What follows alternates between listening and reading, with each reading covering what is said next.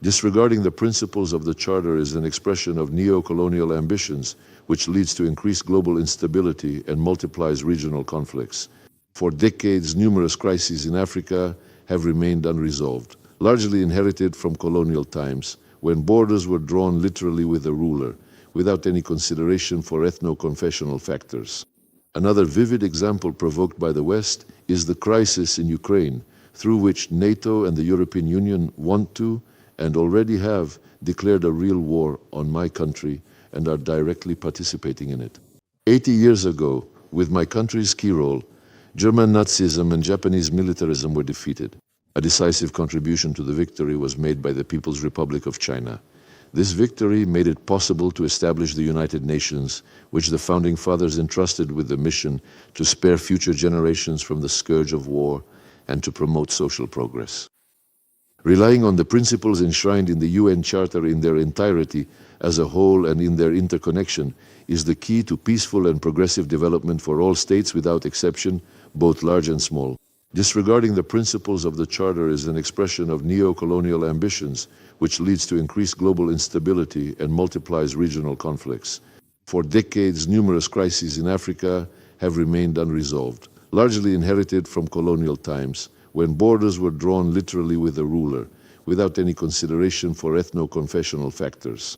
Another vivid example provoked by the West is the crisis in Ukraine, through which NATO and the European Union want to, and already have, declared a real war on my country and are directly participating in it. In the same vein is the escalation in the Middle East. The unprecedented and terrible humanitarian catastrophe in Gaza has already claimed the lives of 65,000 people. And some United Nations staff members who are currently working diligently within the Middle East region have stated that there are credible estimates indicating that the actual number of victims is tragically and alarmingly 10 times higher than what has been officially reported. Consequently, due to this escalating crisis and the profound instability it creates, none of Israel's neighboring countries or territories can genuinely feel secure or safe in the current volatile environment. We witness this every day. In turn, unilateral economic sanctions that blatantly violate the UN Charter, tariff wars, and direct blackmail of participants in international trade in gross violation of World Trade Organization rules not only hit the most vulnerable and unprotected segments of the population, but also pose a serious threat to the global economy as a whole, including through market fragmentation and disruption of supply chains. In December, we will mark the 65th anniversary of the adoption by the General Assembly of the Declaration on the Granting of Independence to Colonial Countries and Peoples. It is clear that the genuine democratization of the world order and global economic relations would serve the interests of all humanity. The steadily increasing role and significance of such global governance structures as BRICS and the Shanghai Cooperation Organization is evidence of the emergence of a multipolar world and an example of equitable diplomacy. The share of BRICS countries in global GDP by purchasing power parity even before the expansion of the group was already twice as high as that of the Group of Seven.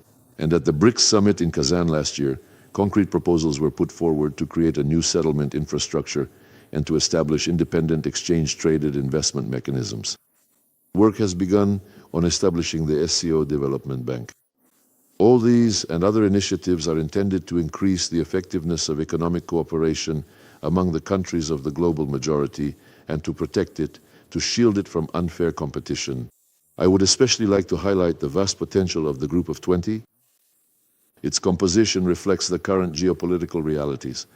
The group includes both dynamically developing new centers of growth and influence, including BRICS countries, as well as the Group of Seven nations.